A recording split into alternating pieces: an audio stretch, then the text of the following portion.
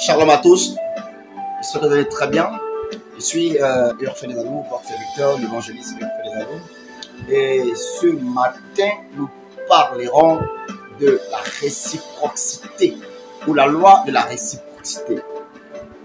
Alors, c'est une loi très ancienne, très vieille qui stipule que lorsque quelqu'un nous fait du bien, on a tendance à faire aussi du bien à cette personne. Cette même loi est vraiment efficace. Par exemple, si quelqu'un te donne un peu d'argent aujourd'hui, dans 2 ans, dans 5 ans, dans 10 ans, tu te sentiras redevable à cette personne. Cette même loi aussi demande à ce que lorsque quelqu'un nous a fait du bien, on se sente quand même dans l'esprit ou dans l'âme, ou des années plus tard, d'un retour, de te faire aussi du bien à cette personne. Et quand on remonte plus loin, Dieu nous a créés. Il nous a créés, il nous a façonnés à son image et à sa ressemblance. Nous lui devons aussi quelque chose. Nous devons en retour apporter quelque chose à Dieu. Certaines personnes disent que leur vie leur appartient, qu'elles sont maîtresses, qu'ils sont maîtres de leur vie, ces hommes ou ces femmes, mais qu'ils oublient quelque chose. Le souffle de vie ne nous appartient pas. Le souffle de vie est un don. Dieu nous fait don chaque jour de quelque chose d'extraordinaire. Il donne à chacun de nous 24 heures. Il donne à chacun de nous des mois. Il donne à chacun de nous 2 années. Mais en retour, qu'est-ce que donnera Dieu?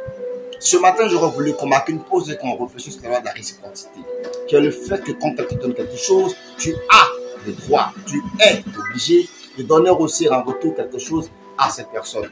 Tu lui donnes par exemple un spermatozoïde à ta femme et plus tard, elle te fournit, elle te donne des bébés. Tu as le droit de prendre soin de ces bébés. Elle a le droit aussi de te respecter. C'est cette loi qui est la loi de la réciprocité. Maintenant, allons plus loin. Moïse avait dit œil pour œil, dent pour dent. C'est le même cas. C'est que quand tu fais du mal, il faut aussi faire du mal à cette personne. Mais nous avons dépassé le cas de Moïse. Nous sommes maintenant à une autre époque, à l'époque de la grâce. Parce que Dieu lui-même s'est fait chair. Il est descendu parmi les hommes. Et il a habité pleinement avec nous, pour nous. Et il s'est fait maltraiter, chicoter. Il a vécu de martyrs pour que nous soyons libres, pour que nous puissions penser, pour que nous puissions parler, pour que nous puissions agir. Alors ma question est la suivante. Si Dieu a tout fait ça pour lui, si Dieu a fait tout cela pour toi, en retour, toi, qu'est-ce que tu fais pour lui? Comment tu te comportes vis-à-vis de lui? Comment tu mets en marche cette loi de la réciprocité? Est-ce que tu penses que ce que tu fais chaque jour t'amène tout droit vers Dieu ou ce que tu fais chaque jour t'éloigne de Dieu? La question reste posée. Alors tu mettras juste en bas dans les commentaires ce que tu penses de cette loi. Comment tu l'as découvert? Comment elle tu penses avec toi? Si quelqu'un a été une fois gentil avec toi et en retour, comment tu t'es senti? Cette loi marche, cette loi est éternelle et cette loi vient de Dieu. Mais elle est beaucoup utilisée dans plusieurs séries de marketing, dans plusieurs spectacles, dans plusieurs domaines de notre vie et dans toutes les couches de nos différentes sociétés. Cette loi marche.